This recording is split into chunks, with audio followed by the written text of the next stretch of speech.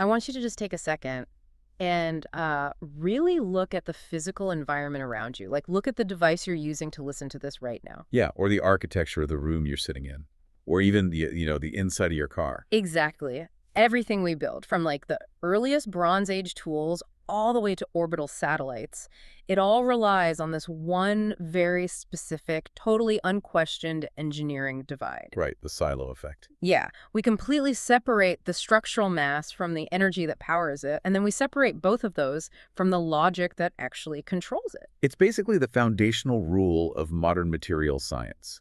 Like, if you need something to bear a heavy physical load, you use a structural material. Steel, titanium, maybe some high-density polymers. But those structural materials are completely inert. They're just dead weight. Exactly. To animate them, you have to literally bolt on a separate power source, a lithium-ion battery, or a combustion engine. And then, to control that power, you have to introduce a third, completely different substrate, usually a silicon-based semiconductor to handle the computation. So you've got the structural bones, the chemical stomach, and the electronic nervous system, and none of them share the same physical properties. Not at all. I mean, the glass and aluminum of your smartphone, they don't process data. Right. And the silicon chip sure doesn't hold the physical chassis together. We've just accepted this because, historically, inorganic chemistry hasn't really given us a choice. But what if, and this is what we're getting into today, what if that entire paradigm of boxing off structure, power, and logic into separate materials is about to become totally obsolete? That is the core question. Like, what if the structural beams of a building could just continuously generate electricity just by bearing weight? Or what if the physical chassis of an aircraft was simultaneously the quantum processor running its avionics? It sounds like sci-fi, but it's really not. No, it's not. Today, our deep dive is into a truly breathtaking theoretical framework by an independent researcher named Zachary David Enfield. It's titled Prion and Amyloid Architectures, a Total Application Framework. And it just completely upends how we think about the future of physical technology. Yeah, Enfield has done something really remarkable here. He basically bypassed the traditional silos of academia. He pulled together thousands of pages of peer-reviewed experimental literature. It's a massive synthesis. It really is. He connected these isolated breakthroughs spanning from, early 2003 structural biology all the way up to cutting-edge 2024 and 2025 papers in quantum electronics. And molecular computing, too. Exactly.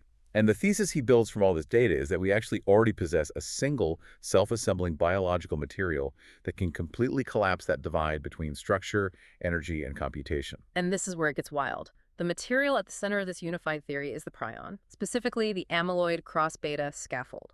Right, which, for anyone who follows structural biology, the word perkion instantly sets off red flags. Oh, massive red flags. We associate it entirely with pathology. Mad cow disease, Creutzfeldt-Jakob disease, the runaway aggregation of misfolded proteins in the brain. It's terrifying stuff in a medical context. But Enfield argues that if you strip away that biological accident-like, where these proteins happen to aggregate in neurodegenerative diseases, and you just look strictly at the nanoscale physics of how they fold and stack. You're looking at a master key. Yes, the ultimate master key for the two biggest technological hurdles we face right now: advanced molecular computing and sustainable energy harvesting. He's saying nature accidentally evolved an indestructible computational substrate, and because it happened to interfere with mammalian neurology, we just spent decades trying to destroy it. Right, instead of trying to engineer it. So the mission of our deep dive today is to really unpack how this quote-unquote misfolded biology works as an engineering substrate. We're going to look at the lab-tested physics, the actual peer-reviewed data from the sources that shows this material could literally be the foundation for a Kardashev Type 3 civilization. We are talking about growing a single protein out of an algae vat that can wire up DNA processors, replace heavy metals, and harvest extreme energy. It's just mind-bending. But to understand how that's physically possible, we have to start at the atomic level. We need to demystify what an amyloid fibril actually is. So the foundational secret of the prion is this specific structural motif called the cross-beta architecture. Okay, break that down for us. Well, don't think of a protein like the typical globular, tangled cluster of helices you see in a textbook.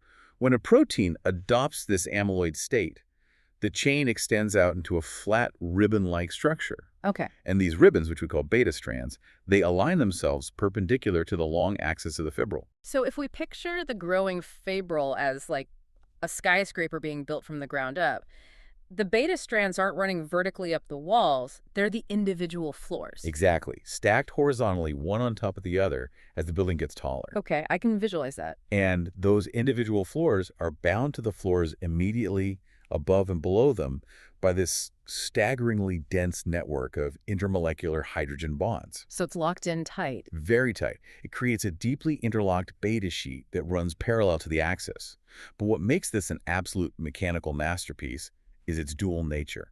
It's a true nanocomposite. Meaning it has different properties baked in. Right. You have these rigid hydrogen-bonded cores giving it immense axial strength.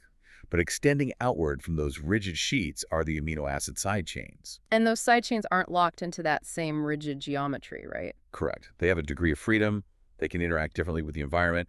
They essentially function as nanoscale shock absorbers. Oh. Yeah, it mimics the mechanical logic we see in some of the toughest natural materials, like the nacre in an abalone shell, which alternates layers of brittle crystals with elastic biopolymers. So it's stiff, but it has give. Exactly. High stiffness, high dissipation.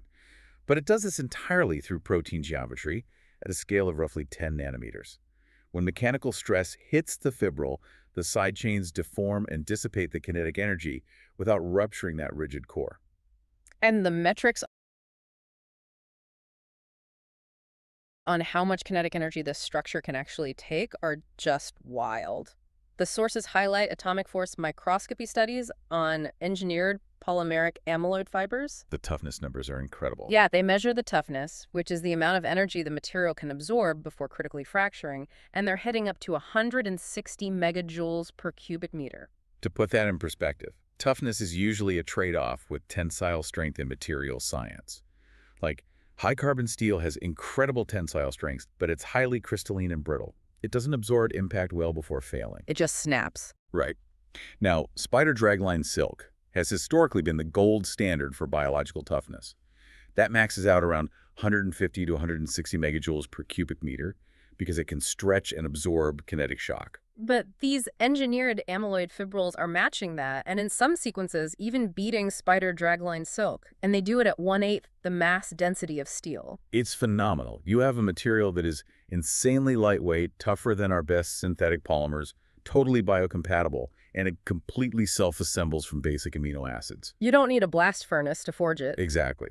But the true power here isn't just the baseline toughness, it's the tunability. Enfield's framework leans heavily on something called the hydrogen bond density, or HBD engineering principle. Right, the mechanics aren't static. No. It's directly dictated by how densely those hydrogen bonds are packed in the core, which you control entirely by the specific sequence of amino acids you synthesize. I like to think about this like tuning the suspension on a high-performance mountain bike. Like, you don't want the same suspension for every terrain. Right, you have to adjust. Yeah, if you're climbing a steep, smooth incline, you want maximum efficiency, zero energy loss. So you lock out the suspension, you make the frame as rigid as a steel girder to bear the load. But then, if you transition to a highly technical, rocky descent, a rigid frame will literally just snap under the sudden kinetic impacts. You need to open up the suspension, you sacrifice that rigidity for dynamism, letting the system bounce and compress to survive the chaotic forces. That is a perfect analogy. The HBD principle operates on that exact same logic. By using specific sequences, researchers can actively dial the hydrogen bond density up or down. So how do they make it rigid? If you engineer a sequence packed with hydrophobic residues that lock together tightly, you get an exceptionally high HBD. That produces a structural fibril that is incredibly stiff, highly crystalline, and perfect for load bearing, the equivalent of structural steel. Okay, and if you go the other way? You introduce polar-rich domains, or intentionally disordered regions. That lowers the HBD. But wait, why would you ever want to engineer a structural material to have a weaker core? That seems counterintuitive. Because in the context of self-replicating nanotechnology, fragility is actually a feature, not a bug. A low HBD fibril is highly dynamic and mechanically fragile. So when it gets subjected to fluid agitation or ambient stress, it breaks really easily. Oh, I see. And every time it fragments, those newly exposed ends serve as active nucleation sites.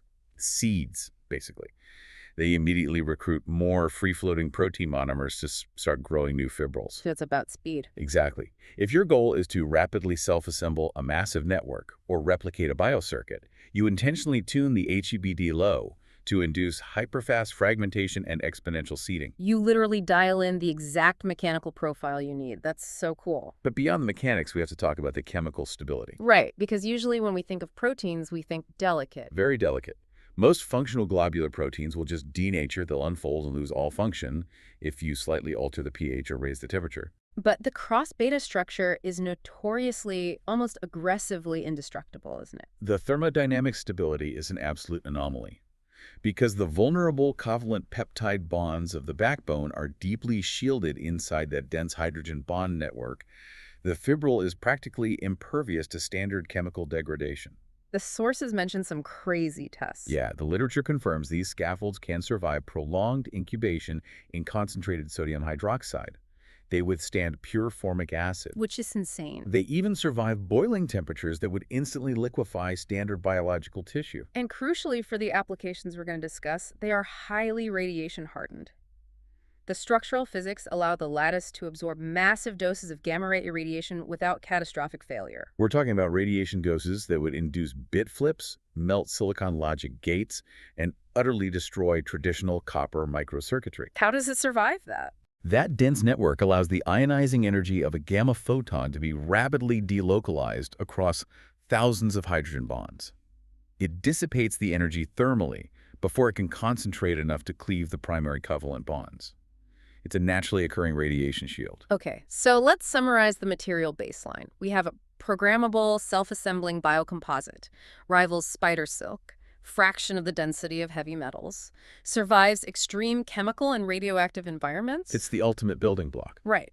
But a static wall, no matter how indestructible it is, doesn't compute data. And it doesn't generate power. So if Enfield's framework proposes this as the substrate for a new civilization, how do we get from a passive fiber to an active power generator? That requires looking at the electromechanical properties of the lattice, specifically piezoelectricity. This is where the framework pivots hard into sustainable energy harvesting. Right, and just to make sure we're all on the same page, piezoelectricity is the generation of an electrical charge within a solid material in response to applied mechanical stress. In classic inorganic materials like quartz or certain ceramics, the crystal lattice is highly structured but non-centrosymmetric.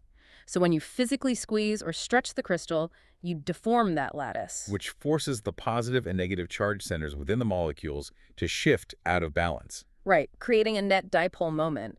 That drives electrons to move, generating a measurable voltage. We use this all the time. Sonar transducers, microphones. But relying on inorganic ceramics has heavy limitations. Massive limitations.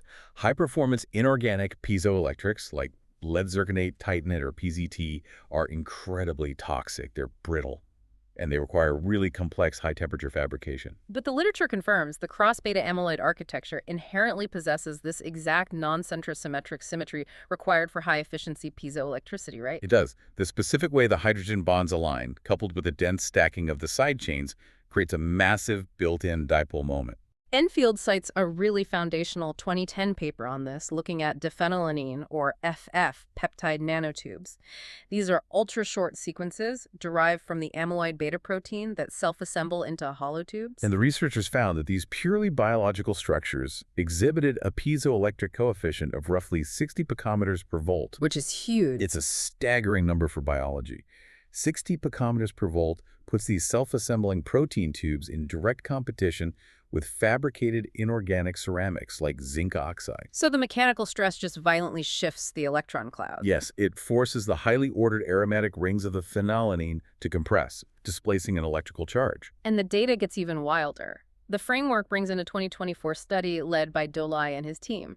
They moved away from synthetic fragments and looked at macroscopic fibrils formed from entirely common food-grade proteins. Specifically lysozyme and insulin. Right. And they demonstrated that by simply exposing a network of these biofibrils to standard ultrasound, just acoustic sound waves, the mechanical pressure of the sound vibrating the lattice generated up to a full 1 volt of open circuit voltage. A full volt from sound waves hitting a protein structure. Yeah. The implications are profound. Because it's acting like a tiny antenna. Basically, yeah. You're dealing with acoustic impedance matching at the nanoscale, so the mechanical energy transfer from the fluid into the fibril is highly efficient.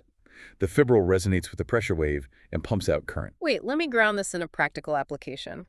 If we have a piezoelectric generator made from lysozyme, which is literally found in egg whites and human tears, it's fundamentally biocompatible. It degrades harmlessly. Right. Does this mean we could have biodegradable medical implants like pacemakers powered entirely by the ambient mechanical pulsing of a human heartbeat?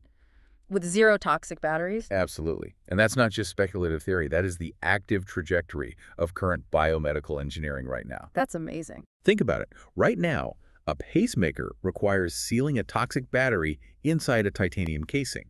When it depletes, you need another invasive surgery. Right, you have to cut the patient open again. But if you replace that with an engineered amyloid harvester, the device draws continuous power from the rhythmic expansion of muscle tissue or the acoustic pressure of blood pulsing in the arteries. No toxic leakage risk, and it runs indefinitely on the host's fundamental life processes. That's incredible. But the framework details how we can even hot rod these proteins to boost their output using the co-assembly enhancement principle. We aren't stuck with whatever voltage a single protein natively outputs. Exactly. Just like alloying metals to create steel, researchers found that multi-component co-assembly radically alters the piezoelectric performance. There was a 2022 study in ACS Applied Materials and Interfaces about this. Yes. They took those highly efficient FF peptides and they co-assembled them in a solution with a secondary sequence, phenylalanine tryptophan, or FW peptides. And that shifted the geometry. It did. The tryptophan residue is much bulkier. It has a double-ring indole structure. When that integrates into the lattice alongside the phenylalanine, it forces a more rigid, highly aligned molecular stacking. Which aggressively increases the overall dipole moment. Right. The resulting co-assembled fibril showed a 38% increase in its baseline piezoelectric coefficient, and it nearly tripled its total voltage output compared to the pure FF fibrils. Wow. The design space is practically limitless. You can computationally model exact combinations to tune the material for specific frequencies of mechanical vibration. But generating power is only half the equation. Once you have the voltage, you have to route it. If we're replacing silicon and lithium, we also have to replace copper. We need intrinsic conductivity. Which is historically a huge problem for biological materials, right? A massively tall order. Standard proteins are excellent insulators. To make silicon conductive, you have to precisely dope the lattice with elements like phosphorus to create free charge carriers. But the sources show specific amyloid configurations just bypass this requirement. Entirely. The framework cites a 2021 PNAS study showing intrinsic electron conduction in engineered fibrils rich in the amino acid tyrosine. Over micrometer distances, which is vast at the nanoscale, they conduct electrons without any external doping. They achieve this through a quantum mechanical phenomenon called tyrosine hopping. Right. You have to look at the aromatic rings of the tyrosine side chains extending into the core, because the architecture forces them into incredibly tight parallel alignments. Their pi-electron orbitals overlap. Pi stacking. Exactly. The overlapping electron clouds merge into a continuous valence band. So an electron injected at one end can seamlessly tunnel or hop from one ring to the next along the whole structure. It's like a biological fiber optic cable, but for electrons instead of photons. That's a great way to look at it. And it isn't restricted to just electrons. The framework also details Grothus-type proton hopping. Right, through the dense network of water molecules tightly bound to the fibril surface. The proton doesn't actually travel the whole length of the wire, does it? No, it binds to a water molecule at one end, causing a cascade of rapid bond shifting down the chain, ejecting a different proton at the far end almost instantaneously. Like Newton's cradle. Exactly. And the amyloid scaffold stabilizes this so effectively that its proton conductivity actually exceeds many specialized synthetic polymers used in commercial hydrogen fuel cells. Okay, so to summarize the energy profile, self-assembling fiber generates voltage from ambient sound, intrinsically conducts electrons and protons. Harvesting ambient energy is brilliant for implants. But Enfield's framework is aiming at civilization-scale infrastructure. Ambient sound waves aren't going to power heavy industry or supercomputers. We need immense energy density. Right. So how does this interface with the most energy-dense process in the universe?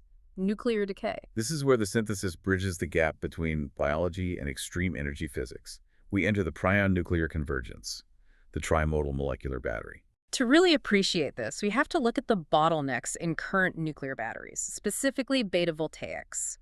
The baseline concept is appealing. Take a radioactive isotope, like nickel-63, which naturally emits high-energy beta particles as it decays. You place it next to a semiconductor junction, like silicon carbide. Right. The particle shoots out, slams into the lattice, knocks electrons loose, and generates current, a battery that could run for decades without recharging. Ideal on paper. But physical reality ruins the efficiency? The self-absorption problem. Exactly. Because the isotope and the semiconductor are manufactured as two distinct microscopic layers, there's a physical gap and interface between them. And when a radioactive atom buried inside the bulk isotope decays, the emitted particle has to physically travel through the rest of the isotope layer just to reach the boundary. And along the way, it collides with neighboring atoms. Every collision bleeds off kinetic energy as useless thermal heat. So by the time it reaches the semiconductor, it's lost a massive fraction of its energy. It's like trying to warm your hands by a roaring campfire, but you're standing 50 feet away behind a pane of thick glass. The heat exists, but it dissipates before it does any work. Because of this thermalization, the total energy conversion efficiency of commercial beta-voltaic batteries is agonizingly low, usually capped at single-digit percentages. A massive breakthrough in 2025 pushed it to roughly 2.86%. Which means the vast majority of the nuclear energy is completely wasted. Totally wasted. But Enfield points to a massive paradigm shift from a 2024 Nature paper, the coalescent transducer principle. Physicists realized that if you abandon the concept of macroscopic layers entirely and couple the radioactive isotope directly into the crystal lattice of the transducer at the molecular level, you eliminate the gap entirely. You bring the campfire inside the tent. Exactly. The researchers used a synthetic lanthanide coordination polymer. By embedding the radioactive atoms directly into the lattice, every single decay event, every particle, vibration, photon, coupled instantly to the surrounding transducer. Zero travel distance, zero self-absorption. And it yielded a staggering 8,000-fold enhancement in energy conversion efficiency. An 8,000-fold increase doesn't just improve the battery, it creates an entirely new category of power. It does. But Enfield pushes it one step further. He asks, why rely on a synthetic polymer that requires complex lab synthesis? Why not use our programmable, indestructible amyloid scaffold to house the nuclear material? And the biological tools to do this already exist. The framework details using CRISPR to modify the genetic sequence of the sub-35 yeast prion, inserting urinal binding motifs. Right, like the superurinal binding protein detailed in Nature Chemistry. Which has femtomolar affinity for uranium. Meaning it acts as an atomic level magnet.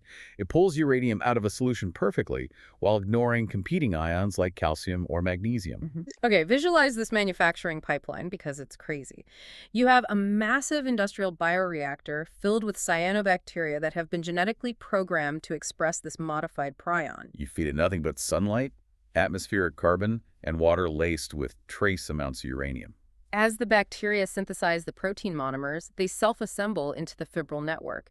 And as it crystallizes, those motifs face outward, grabbing the free-floating uranium ions and physically locking them into the structure at exact angstrom scale intervals. The architecture literally grows itself from the bottom up, pulling its own nuclear fuel out of the environment and seeding it flawlessly inside a piezoelectric, intrinsically conductive lattice. Which results in what Enfield calls trimodal energy harvesting. It harvests the decay event across 3 distinct physical channels simultaneously. Let's break those channels down. Channel 1 is the beta-voltaic channel. The most direct conversion. Right. An embedded uranium atom decays, emits a beta particle. Because the atom is already surrounded by that tyrosine-rich conductive network, the beta particle instantly interacts with the valence band. Knocking electrons into the conduction band, generating electron-hole pairs. High efficiency because there's no self-absorption. Exactly. Then, channel 2 is the piezoelectric channel. This relies on the violent mechanics of the decay itself. Right. Newtonian physics. Equal and opposite reaction, the parent atom physically recoils. In a standard reactor, that recoil just shakes the surrounding material, generating high-frequency acoustic vibrations, phonons, which scatter as waste heat. But the amylase fibril is an ultra-high-efficiency piezoelectric material. Exactly. When that atomic recoil slams into the rigid core, the lattice violently deforms.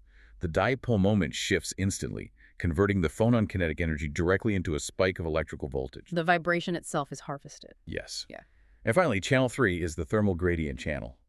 Despite the efficiency, some thermal energy decay heat is invariably generated. But because we're at a scale of exactly 10 nanometers, that heat creates a tremendously sharp temperature gradient between the hot interior and the cooler exterior of the protein. Which drives a thermoelectric effect.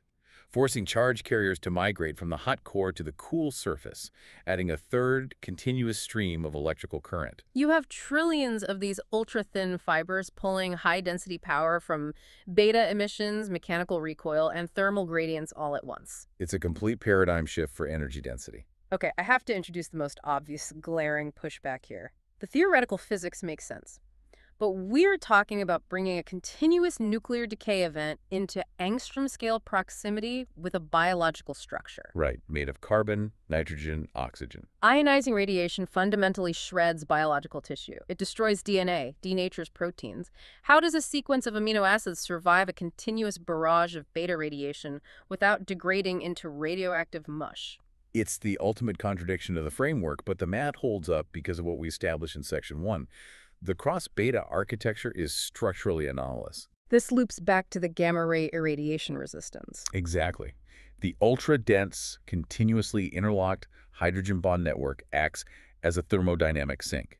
It rapidly delocalizes the ionizing energy across thousands of adjacent bonds, dissipating the shock wave as low-level thermal vibration before it can break the primary backbone. The exact property that makes pathological prions impossible to sterilize in a hospital is what makes them perfect containment vessels for extreme energy physics. It's an incredible irony of nature. So we have a theoretical model for an indestructible, self-assembling, infinite power supply at the nanoscale.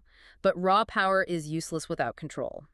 A battery isn't a civilization. We need to direct the energy. Right. We need a computational architecture built at the exact same dimensional scale. And that transition requires abandoning inorganic semiconductors entirely. We move into advanced molecular computing, specifically DNA and what Enfield calls the computational soup. Let's compare the baseline math of silicon architecture to biology. Classical computing is strictly binary. Transistors act as physical switches, open or closed, 1 or 0, 2 possible states. But biology processes information in quaternary. The DNA molecule utilizes 4 distinct bases: A, C, T, and G. Because every position can occupy one of 4 states, the information density increases exponentially. A single cubic millimeter of DNA can theoretically store roughly 1 billion terabytes of data. It dwarfs the largest server farms on the planet. We've known about the storage capacity of DNA for a long time, though. The bottleneck was always the read-write speed. Historically, all DNA computing relied heavily on chemical enzymes. To change a state, you had to introduce specific polymerase enzymes into the solution to literally cut, copy, or paste the strands. And enzymatic reactions are slow. Agonizingly slow, limited by the physical diffusion rates of chemicals moving through fluid. A single computation might take hours or days. Great for massive search problems, useless for sequential logic processing. So Enfield's framework details a major shift, abandoning chemistry entirely and executing physical DNA processing using terahertz or T-hertz radiation. Yes. I compare the old way using enzymes to sending data via the postal service. You write a letter, hand it to a mail carrier, it gets driven across the country. It works, but the latency is massive. Transitioning to T-hertz radiation is like suddenly upgrading to fiber optic internet. The physics behind it are fascinating. Terahertz radiation occupies the frequency band between microwaves and infrared light. Researchers discovered that the hydrogen bonds holding the DNA double helix together possess natural resonant frequencies in this exact Terahertz range. Like an opera singer shattering a wine glass by hitting its resonant frequency. Precisely. If you fire a highly focused Terahertz pulse at the DNA, tuned perfectly to that frequency, the bonds absorb the energy and vibrate violently. Within picoseconds, the DNA physically unzips. So when the pulse stops, the strands instantly rezip back into their stable double helix configuration. And because an AT pair bonds differently than a CG pair, they vibrate at slightly different frequencies. Meaning, a multiplex AES signal can independently target and manipulate specific base pairs without disturbing the rest of the molecule. Multi-state, parallel switching at picosecond speeds. 0 chemical enzymes. But solving the processing speed introduces a huge structural dilemma, the interconnect problem.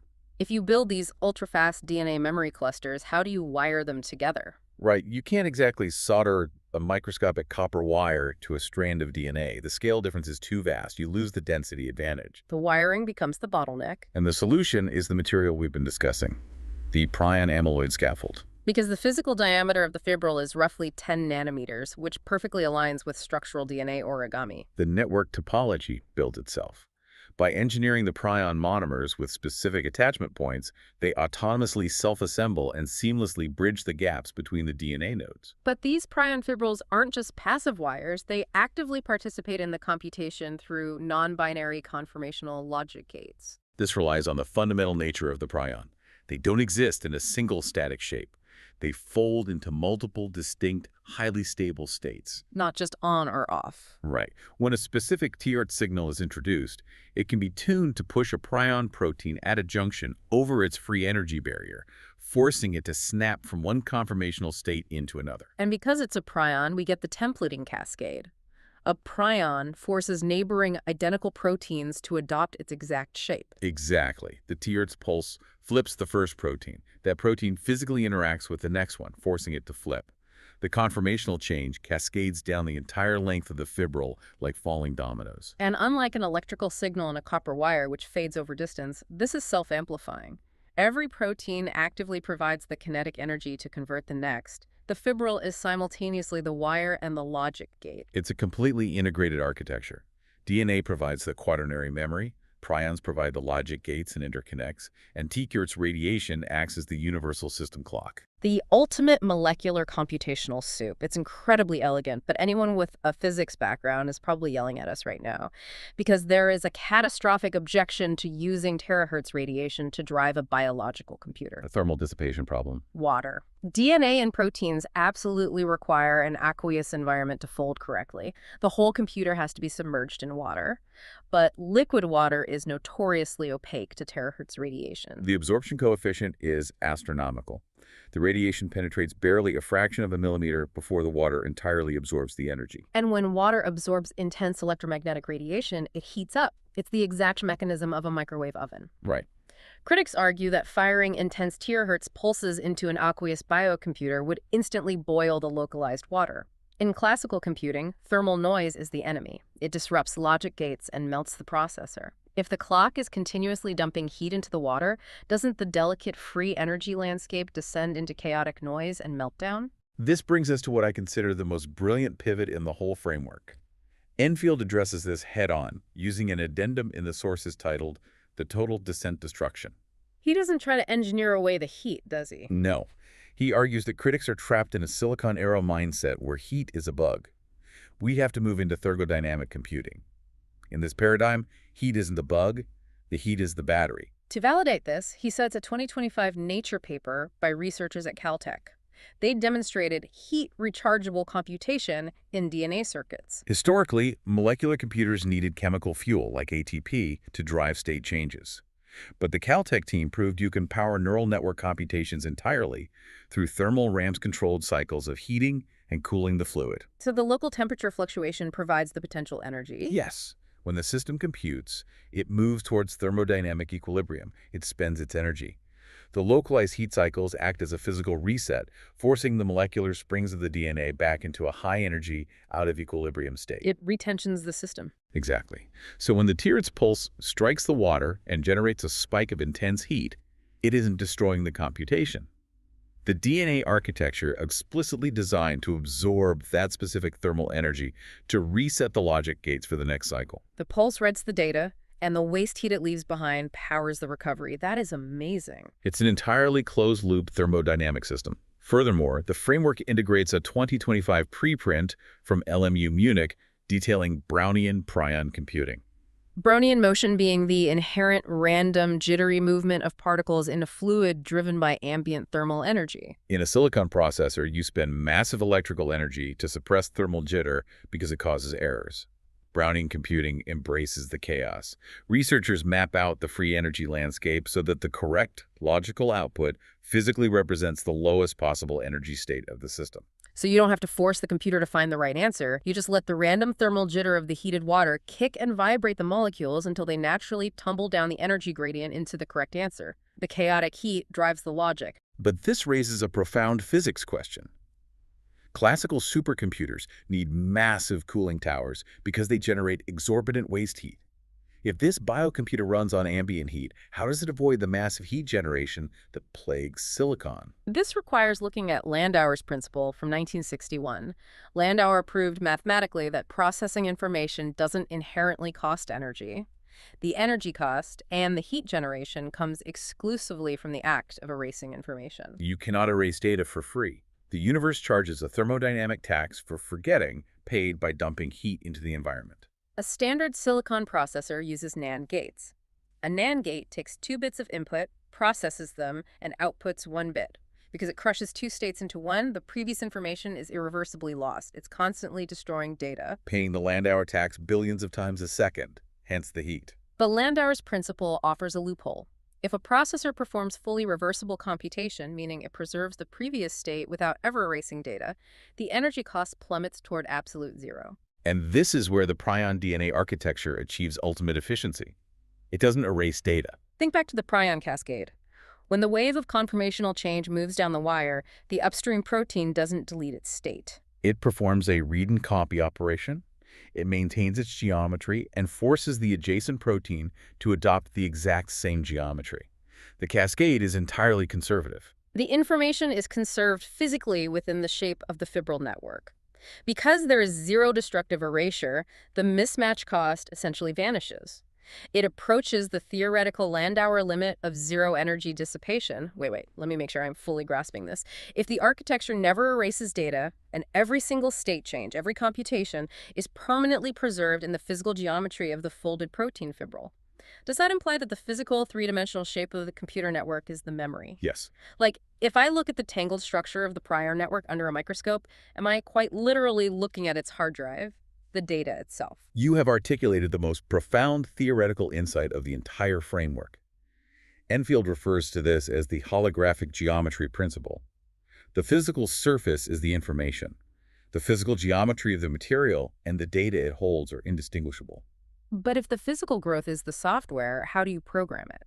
If we throw genetically modified seeds into a vat and they start exponentially templating, how do you dictate the architecture? If the cascade runs wild, you just get a useless pathological blob. You need a high-resolution spatial programming interface. And the framework introduces optogenetic lithography for this. Optogenetics uses specifically engineered, light-sensitive proteins.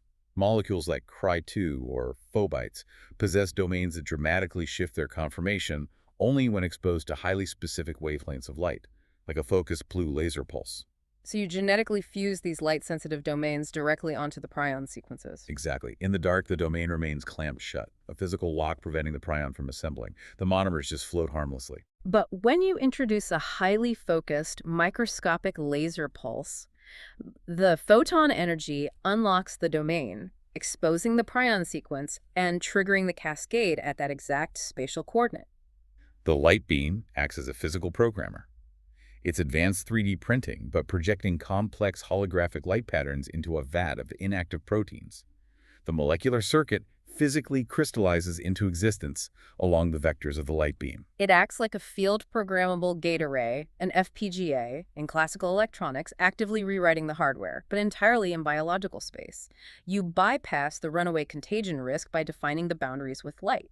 The growth starts the moment the light is removed. Okay, that is a staggering amount of synthesis. Let's pause and recap this entire technological stack from the sources. We started with a programmable biological material that self-assembles, rivals spider silk, is indestructible, and resists radiation. We engineered it to harvest ambient piezoelectric energy and even embedded uranium for trimodal nuclear energy. We used that exact material to physically wire up DNA processors running on terahertz radiation, using ambient chaotic heat as a battery to perform reversible computations near the thermodynamic limit. And we can 3D print the circuitry using beams of light.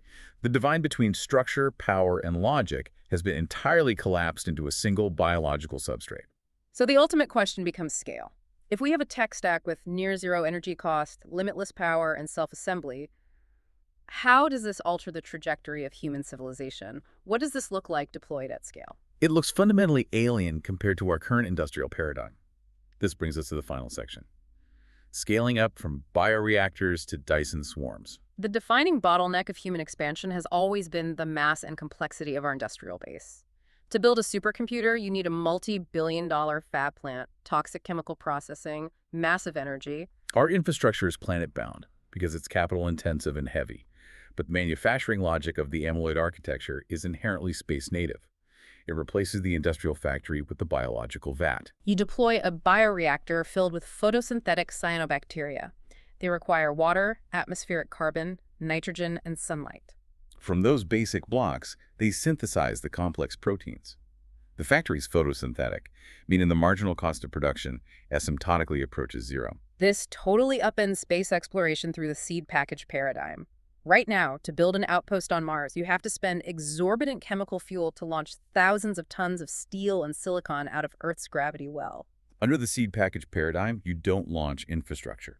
You launch a biological payload, a compact capsule containing dormant cyanobacteria, CRISPR-Cas9 vectors, and foundational DNA sequences. You land the seed package on a carbonaceous asteroid. It activates, uses solar radiation for metabolism, and starts mining the local chemistry. It autonomously grows the habitats, the radiation-shielded walls, the harvesters, the computational nodes, directly from the local dirt. The ultimate realization of in situ resource utilization. And extrapolating this leads to the most mind-bending macro-engineering application, the piezoelectric Dyson swarm. A Dyson swarm is a theoretical mega-engineering concept where a civilization constructs millions of independent solar collectors orbiting their star to capture its total energy output. The traditional engineering problem is a lack of material. There isn't enough accessible rock and metal in the solar system to forge enough silicon panels to enclose the sun. And the industrial energy required to mine it would exceed the energy produced for centuries. The classical physics simply don't balance. But the math balances perfectly with self-replicating biological collectors. You launch the initial amyloid seed packages to the innermost asteroids. The biology grows a massive, ultra-thin, highly durable membrane composed of the piezoelectric cross-beta fibrils. The membrane captures stellar energy, synthesizes more cyanobacteria, and grows more membrane, triggering exponential expansion. And crucially, these membranes aren't just relying on photovoltaics. They mechanically harvest the extreme environment of space. Space is not a static vacuum. A membrane orbiting close to a star feels violent mechanical stress. It's battered by the high-velocity solar wind. It feels the intense mechanical pressure exerted by stellar radiation, pushing against its massive surface area. And as sections rotate into the shadows of other swarm elements, the temperature plummets instantly, causing massive thermal contraction, followed by violent expansion when it re-enters the light. Because the membrane is composed of the exact piezoelectric scaffold we examined, every single instance of mechanical stress is instantly converted into electrical charge. The swarm powers its own continuous exponential replication by harnessing the violent, chaotic mechanics of the stellar environment. This culmination represents what Enfield defines as the biological Type 3 node. The Kardashev scale defines a Type 3 civilization as one that commands the total energy output of its host galaxy. We've always assumed ascending to Type 3 meant building impossibly massive, rigid machines, planet-sized steel gears. Enfield argues the hallmark of a galactic civilization isn't the aggregate size of its machines.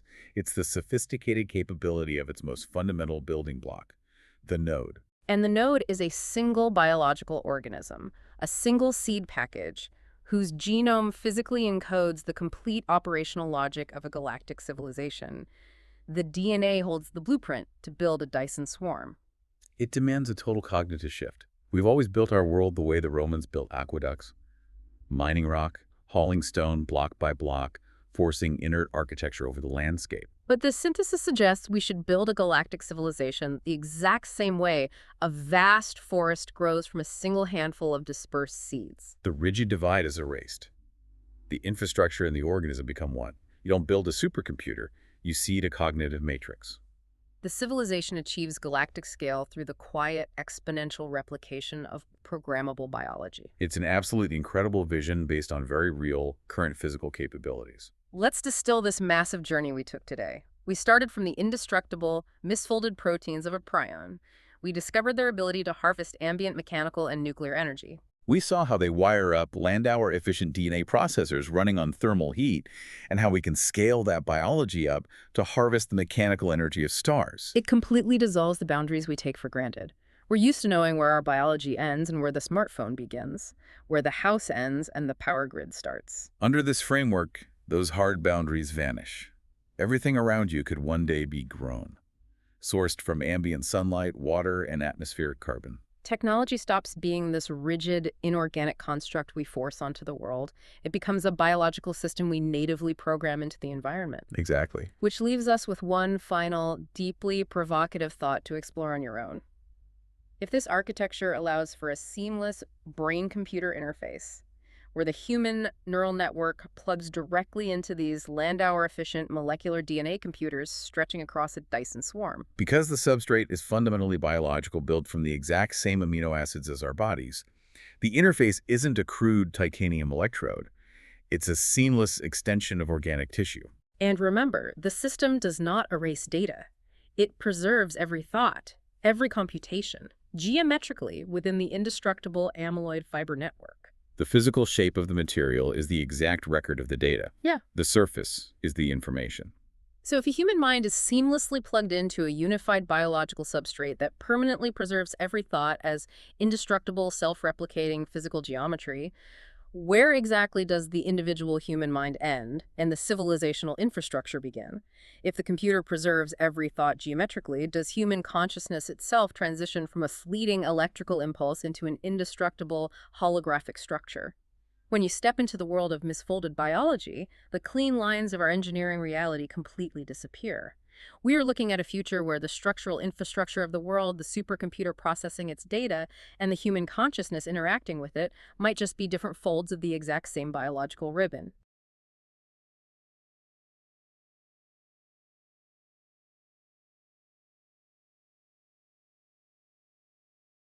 So today we're going to dive into a technology that's, well, it's pretty mind-bending. We're going to start with one of biology's most feared villains and end up with what could be the blueprint for a whole new kind of civilization.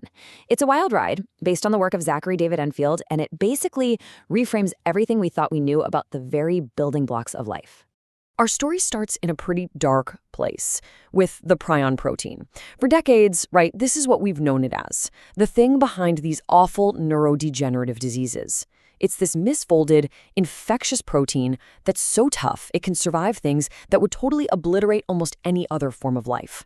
It is, for all intents and purposes, indestructible. But what if that indestructibility isn't a bug, but a feature? What if it's actually a clue? And that's the big question that just flips the whole script. What if the very same logic that makes a prion so dangerous is also the key to creating the most advanced materials we could ever imagine? To really get that, we've got to look at this villain's secret identity, because hiding underneath all that scary pathology is an architectural principle that has staggering power and, honestly, a kind of elegance to it. You see, it's a tale of two folds. On one side, yeah, you've got the pathological prion that we're all afraid of. But on the other side, you have these things called functional amyloids. Now, these proteins use the exact same structural logic, but not to cause disease. They use it to create materials with unbelievable strength and stability in nature. So it's not the protein itself that's good or bad, it's all about the way it folds. And this is the secret sauce. It's called the cross-beta architecture. Just try to picture it. You've got these protein strands layered up, all perpendicular to a central axis, and they're all locked together by this super dense network of hydrogen bonds. The plywood analogy here? It's perfect. It really is like nanoscale plywood. And that's what gives these materials their incredible combo of stiffness and toughness. Okay, so keeping that principle in mind, let's look at how this thing becomes truly revolutionary. Because now we're moving past just biology and into a whole new class of engineering material. Okay, now when you look at this chart, the key insight isn't that amyloid beats steel in raw numbers, because it doesn't, not yet anyway. The absolutely mind-blowing thing here is that it's already playing in the same league as other supermaterials. I mean, look at its performance compared to spider silk, which is kind of the gold standard for biological toughness. And it does all this while being a fraction of the weight of steel. So this material really has this whole package of superpowers. It's tougher than spider silk, it's incredibly light, and get this, it can self-replicate. That means you can literally grow it in a bioreactor instead of forging it in some massive factory. And remember that whole indestructibility thing? Yeah, it's resistant to heat, acid, even gamma radiation, conditions that would just destroy our current electronics. For something like aerospace or deep-sea tech, this is an absolute game changer. So we have this miracle material, great, but how do you control it, right? How do you actually shape it into something useful? Well, the answer is a process that sounds like it's straight out of science fiction, prion optogenetic lithography. Let me break down how this works. It's so cool. First, you engineer a protein that really wants to form these amyloid structures, but you put it in a cage that's light sensitive. So in the dark, nothing happens, it just sits there. Then you shine a really precise pattern of light into the solution, kind of like a tiny projector, and wherever that light hits, it unlocks the cage. That's the trigger for the self-assembly to start, and it just grows from there. You are literally printing a 3D structure using nothing but light. And what could we print? Oh my man, the possibilities are just staggering. Think about it. Spacecraft hulls that can heal their own cracks in the vacuum of space. Or 3D printing food that molecularly replicates the fibrous texture of a steak. Growing biological circuits that act as conductive wires. You could even print medical scaffolds directly inside a wound to help guide tissue regeneration, all of it programmed by light. This is where we go to the next level, a level of scale that is almost impossible to imagine. We're not just talking about printing objects anymore. We're talking about printing the actual infrastructure of a civilization. Let's start with just a number, 8,000. According to the research Enfield cites, that's the potential boost in efficiency for nuclear energy if you can build the power source at a molecular level. So instead of some big, clunky battery, what if the material was the battery? It's about making the power source and the thing converting the power one and the same. And this is where that prion architecture becomes so critical. By engineering these amyloid fibers so they can literally grab onto and bind with nuclear isotopes, you create a material that is its own nuclear battery. It can harvest decay energy in 3 ways, all at once. It can capture electrons directly, it can convert the physical vibrations from decay into electricity, and it can harvest the heat. It's a self-assembling, multimodal power source. Just wow. So we have a material that we can shape with light, and that can power itself. You can see how this starts to lead to some really profound, almost philosophical thoughts on what this technology actually is. Enfield makes the case that this isn't just like a hologram. In a very real sense, it is one. Think about it for a second. A tiny little piece of a holographic plate has all the information for the entire image, right? Well, in the same way, a tiny little fragment of this amyloid fiber has the complete blueprint to replicate the entire structure. It means the information needed to build a complex 3D world is encoded right there on a simple 2D surface. It's this incredible link between biology and the fundamental laws of physics. So what's the roadmap look like? I mean, this is ambitious, for sure. But within the decade, we could be looking at industrial production and the first biosensors. Then by the 2030s, that could scale up to aerospace testing, maybe even pilot programs for food printers. Mid-century, that's where it gets really futuristic, with things like self-repairing hulls on deep space vehicles. And the long-term vision, we're talking beyond 2060, is a fully integrated self-replicating material platform on a planetary scale.